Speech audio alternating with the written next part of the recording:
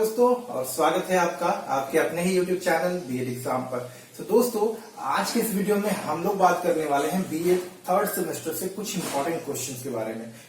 इस वीडियो में आगे भी जैसे कि अभी हम लोग यहाँ क्वेश्चन देख रहे हैं, याद रखिएगा बीएड थर्ड सेमेस्टर से लिंग विद्यालय और समाज यानी कि जेंडर स्कूल एंड सोसाइटी का एक बहुत ही महत्वपूर्ण प्रश्न है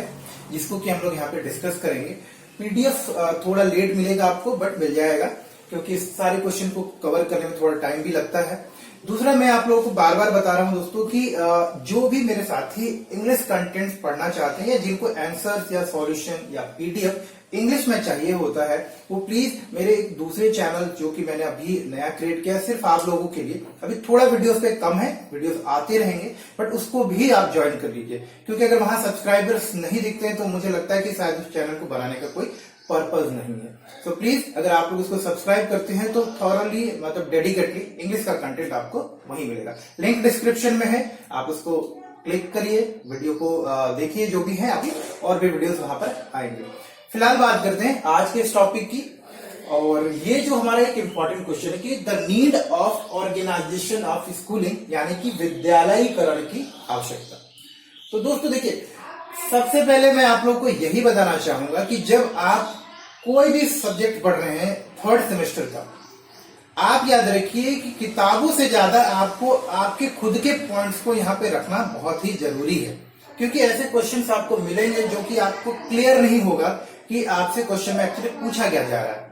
अगर ध्यान से आप इस क्वेश्चन को पढ़ते हैं तो आपको लगता है कि ये क्वेश्चन जो है दो अलग अलग तरीके से देखा जा सकता है। तो मैं आपको पहले वही समझाना चाह रहा हूं। देखिए, ऑर्गेनाइजेशन ऑफ स्कूलिंग या need of organisation of schooling या विद्यालयीकरण की आवश्यकता। अब इससे यही पता चल रहा है, दो चीजें आपको यहां समझ में आती। ये पूछ रहा है कि विद्यालयीकरण की जो प्रक्रिया है क्या उसमें इंप्रूवमेंट करनी चाहिए या उसमें क्या क्या अभी आप बोल सकते हैं कि बेहतर किया जा सकता है। या फिर उसी तरह the need of organisation of schooling का भी मतलब यही होता है कि स्कूलिंग की जो अभी वर्तमान प्रक्रिया है उसको और कैसे बेहतर किया जा सकता है, उसको और कैसे बेहतर ऑर्गेनाइज किया जा सकता है। लेकिन अब समझिएगा कि ये हमारा क्वेश्चन यहां पर नहीं है कि विद्यालय को या विद्यालय की जो प्रक्रिया है उसको बेहतर कैसे कर सकते हैं, क्योंकि हमारा टॉपिक क्या है, हमारा विषय क्या है, लिंग विद्यालय और समाज। तो विषय जो हम पढ़ रहे हैं उसके अनुसार हमको प्रश्न को भी समझना पड़ेगा कि क्या पूछा जा रहा है। तो इस विषय के अंतर्गत यहां पर जो हमसे प्रश्न पूछा जा रहा है, दो कि यहाँ पे क्वेश्चन ठीक से क्लियर नहीं है, हमको यहाँ पे समझना है कि इस टॉपिक के अंतर्गत जो प्रश्न है वो हमसे यही पूछ रहा है कि किस प्रकार से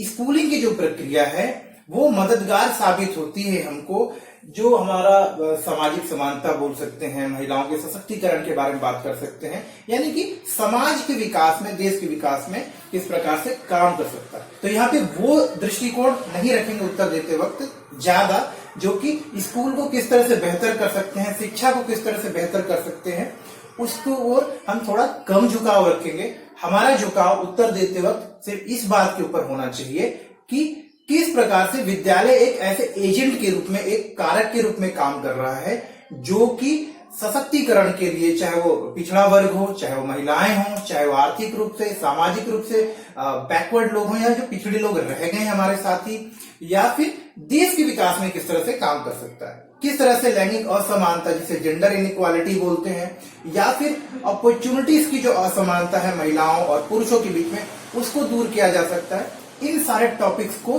ध्यान में रखते हुए हमको उत्तर यहाँ पर देना है। मैंने यहाँ पे कुछ इंपॉर्टेंट पॉइंट्स नोट किए हैं आप लोगों के लिए। आप इसमें और भी अपनी तरफ से पॉइंट्स ऐड कर सकते हैं और अगर आपको लगता है इसमें कुछ और भी अच्छे पॉइंट्स हो सकते हैं तो प्लीज मुझे भी कमेंट करके जरूर बताइएगा ताकि मैं और बेहतर कर पाऊं अपने एफर्ट्स को और आपके लिए उत्तर को जितना ज्यादा बेहतर तरीके से रिफाइन करके पहुंचा पाऊं। यही मेरा हमेशा प्रयास होता है। दूसरी बात कि उत्तर को जब भी आप लिखें कोशिश करें इस तरह से ही लिखें। मैं आपको यही बताता चल रहा हूं कि एग्जाम में भी जब आप उत्तर लिखते हैं ना, इस तरह से हेडिंग्स बनाएं और हेडिंग्स के नीचे फिर थोड़ा थोड़ा एक्सप्लेन करें, क्योंकि 10 पॉइंट्स अगर आपने लिख दिए, मान के चलिए क्वेश्चन आपका 8 नंबर के प्रश्न में आया तो यहां पर ही आपने 100 वर्ड्स तो कंप्लीट कर दिए, तो 100 शब्द तो आपके ही कंप्लीट हो जाते हैं। उसके बाद अगर इसको आप थोड़ा थोड़ा एक्सप्लेन करते हैं तो 200 वर्ड में बहुत ही प्रभावशाली उत्तर आपका बनता है। तो याद रखिए, उत्तर सही इसी तरह से आपका होगा, प्रभावशाली और कम समय में आप जो है लिख सकते हैं जब आप अपने थॉट्स को, आपके विचार क्लियर होने चाहिए, उत्तर के प्रति आपका दृष्टिकोण सही होना चाहिए, आपको पता होना चाहिए इसमें मेरे को लिखना क्या है। इसलिए आंसर लिखने से पहले, किसी भी क्वेश्चन का आंसर देने से पहले पॉइंट्स दिमाग में आप याद कर लीजिए, और पॉइंट्स भी जो आप लिखते हैं उनका एक क्रम होना चाहिए। ऐसा नहीं कि मान के चलिए इस पॉइंट को मैं यहां लिख दूं और इसको यहां, थोड़ा ऐसा लगना चाहिए कि एक प्रवाह है, एक फ्लो है आंसर का, जो कि एक कहानी की तरह लोगों को स्टेप बाय स्टेप तरीके से समझाया जा रहा है आपके उत्तर की ओर। तो थोड़ा सा एक्स्ट्रा टाइम मैंने अभी लिया है आपको एक्चुअली आंसर राइटिंग के लिए, बट ये मैं अलग वीडियोस में भी आपको बताता रहता हूं, सो उसको भी आप चेक कर सकते हैं। इंग्लिश कंटेंट के लिए मेरे दूसरे चैनल को सब्सक्राइब करिएगा, जिसका लिंक मैं आपको डिस्क्रिप्शन में दे रहा हूं, सब मिल जाएगा वहां पर। थोड़ा अभी लेट है, नेक्स्ट सेमेस्टर से मैं आप लोगों के लिए ई बुक्स की भी अरेंजमेंट कर रहा हूं, जो पेड रहेगा बट आप यूज कर सकते हैं उसको। इस तरह से बाकी मैं हिंदी कंटेंट और इंग्लिश का कंटेंट तो फ्री ऑफ कॉस्ट आपको दे ही रहा हूं। दूसरा, वीडियोस को थोड़ा थोड़ा बीच में लाइक भी कर दिया करें और दोस्तों के साथ शेयर किया करें। अब बात कर लेते हैं टॉपिक की। सो टॉपिक है ऑर्गेनाइजेशन ऑफ स्कूलिंग। तो आप समझ गए होंगे कि क्वेश्चन को दो दृष्टिकोण से देख सकते हैं, लेकिन क्योंकि हमारा टॉपिक किसके अंतर्गत आ रहा है, लिंग, विद्यालय और समाज, यानी कि जेंडर, स्कूल एंड सोसाइटी, तो हम उस दृष्टिकोण से इसको आंसर करेंगे। सबसे पहले है कि भाई देखिए, ऑर्गेनाइजेशन ऑफ स्कूलिंग क्यों जरूरी है। तो समाज के लिए विद्यालय जो है देश के लिए और हमारे खुद के व्यक्तित्व के लिए किस तरह से काम कर सकता है। तो सबसे पहले जब आप स्कूल्स में जाते हैं, अगर अच्छी स्कूलिंग होगी, स्कूलों को सही तरीके से ऑर्गेनाइज किया जाए, स्कूलों का विद्यालयीकरण किया जाए। विद्यालयीकरण या ऑर्गेनाइजेशन ऑफ स्कूलिंग का मतलब हो रहा है कि ज्यादा से ज्यादा स्कूल्स बनाना, स्कूल्स की उपलब्धता कुछ इस तरह से करना है जिससे कि ज्यादा से ज्यादा लाभ मिल सके वहां पे अध्ययन करने वालों को, उससे प्रत्यक्ष या अप्रत्यक्ष रूप से हमारे समाज को, प्रत्यक्ष या अप्रत्यक्ष रूप से हमारे देश और बोले तो पूरे विश्व को लाभ मिलना चाहिए। तो विद्यालयीकरण की आवश्यकता इसीलिए है, और इसके अंतर्गत बहुत से ऐसे कारण हैं जिसकी वजह से हमें ऑर्गेनाइजेशन ऑफ स्कूलिंग या विद्यालयीकरण की प्रक्रिया के ऊपर जोर देना चाहिए। इसमें सबसे प्रमुख कारण, तो पहला कारण है आपका, वो है बौद्धिक, मानसिक, सामाजिक और संवेगात्मक विकास। आपको पता है दोस्तों, स्कूल जो होता है, विद्यालय जो होता है, एक शिक्षा के मंदिर के रूप में, एक शिक्षा के झरने के रूप में काम करता है, जहां बच्चे जाते हैं। जो एक कोरे कागज की तरह बच्चा होता है, उसको शिक्षक, विद्यालय का वातावरण, उसके सहपाठी जिसको पीयर्स बोलते हैं, वो सब मिलकर कहीं ना कहीं उसको परिवर्तित करते, उसको मोल्ड करते। तो इस प्रक्रिया से बच्चे का बौद्धिक विकास भी होता है, उसकी सोचने की, समझने की, क्रिएटिव थिंकिंग जो बोलते हैं, रचनात्मक सोच, वो बदलती है, और विषम परिस्थितियों में, अलग अलग परिस्थितियों में किस तरह से वो व्यवहार कर सकता है, किस तरह से समस्या के समाधान के लिए अपने नॉलेज को, वर्तमान परिस्थितियों को जोड़कर संयोजन करके आगे सॉल्यूशन निकाल सकता है, इस तरह की चीजों का विकास स्कूल में होता है। ये आवश्यक गुण है जो कि हर एक व्यक्ति के लिए जरूरी है। इसी तरह से मानसिक विकास में भी मदद करता है, किताबों के माध्यम से, एक्सपेरिमेंट्स की मदद से, फील्ड ट्रिप्स पे जाकर, क्विज करके,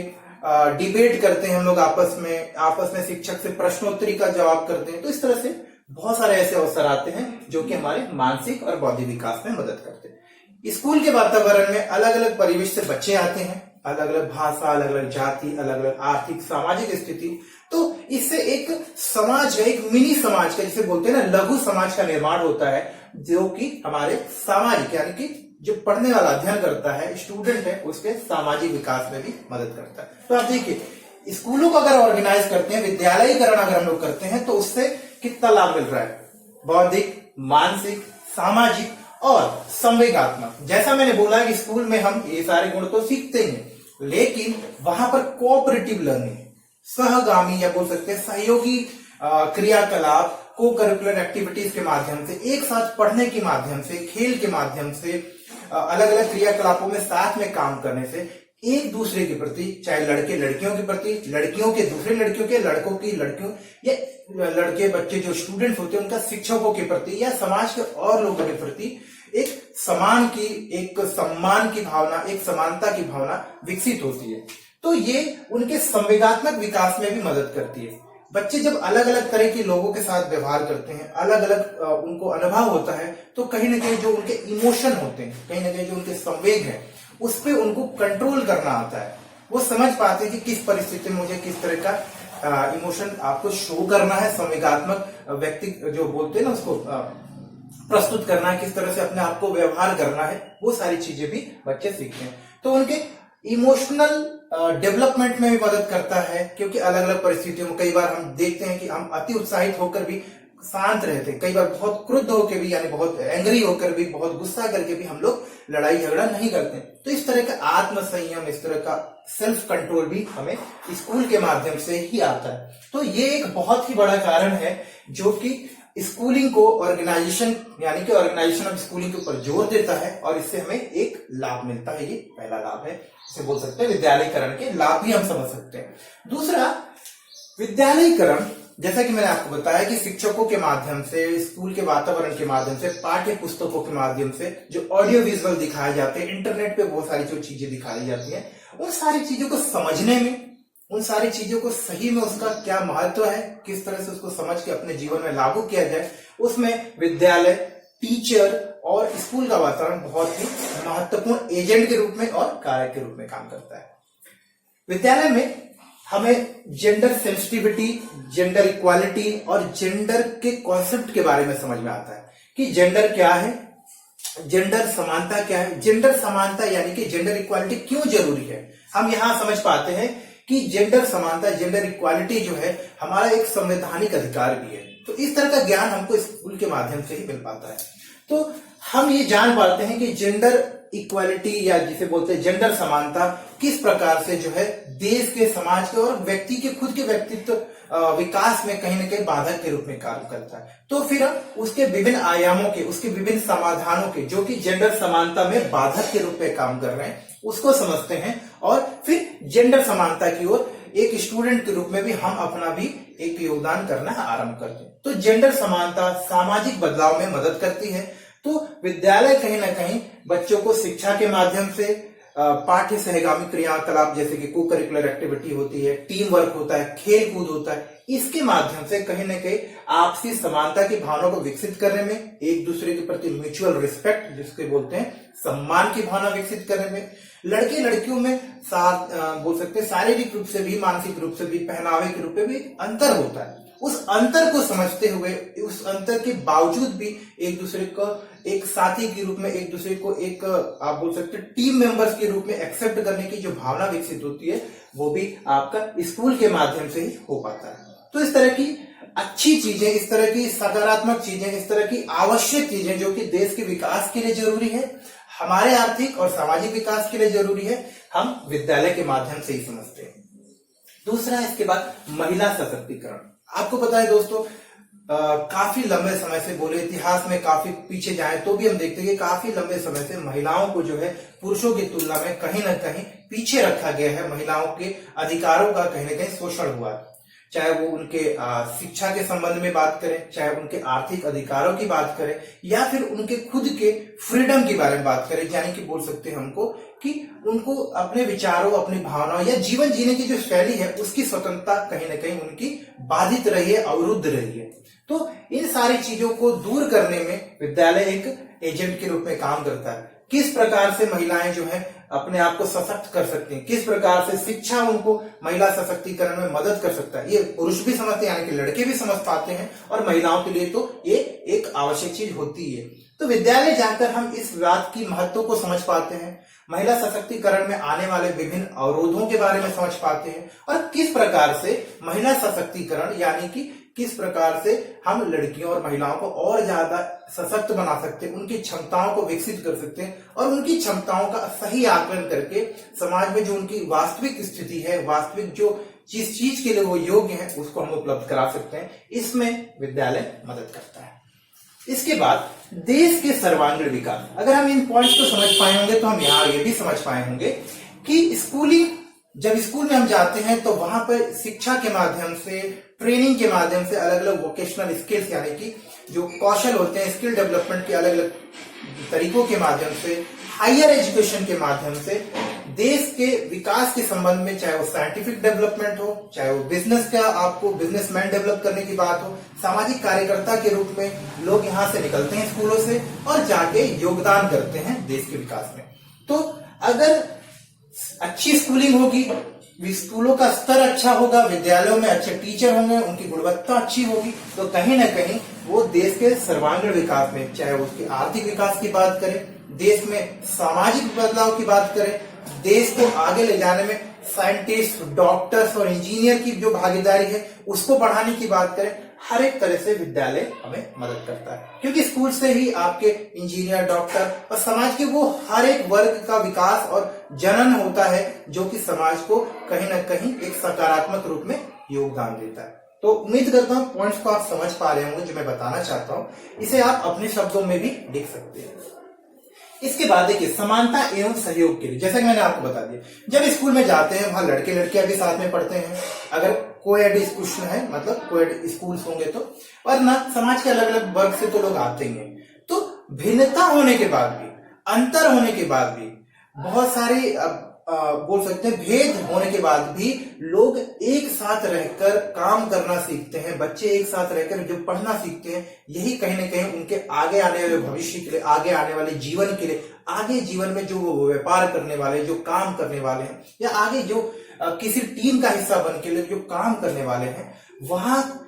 जो उनको किस तरह से व्यवहार करना रहेगा, किस तरह से टीम में काम करने का जो आवश्यक गुण होता है, उसे डेवलप करने में कहीं ना कहीं विद्यालय मदद करता है। तो समानता की भावना, एक दूसरे के प्रति, एक दूसरे के साथ सहयोग करने की जो आवश्यक गुण होते हैं, उसको धीरे धीरे डेवलप करने में स्कूल मदद करती है। अब कैसे करते हैं, देखिए, स्कूल में हम लोग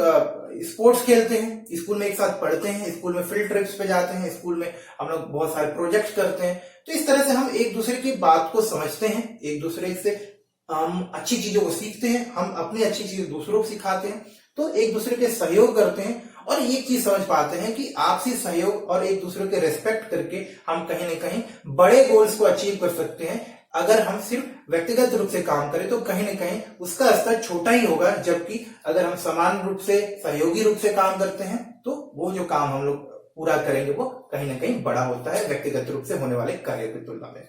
उसके बाद बदलाव के कार्य के रूप में, जी हाँ दोस्तों, आपने पहले से पढ़ा कि शिक्षा और शिक्षक और छात्र ये कहीं ना कहीं सामाजिक बदलाव के एक बहुत ही सशक्त कारक के रूप में कार्य करते रहे। चाहे वो आजादी की बात करें, चाहे विश्व स्तर पर आप किसी भी देश में होने वाले क्रांति के बारे में बात करें, आपने देखा होगा छात्रों का योगदान, शिक्षकों का, और शिक्षा के अलग अलग जो आपके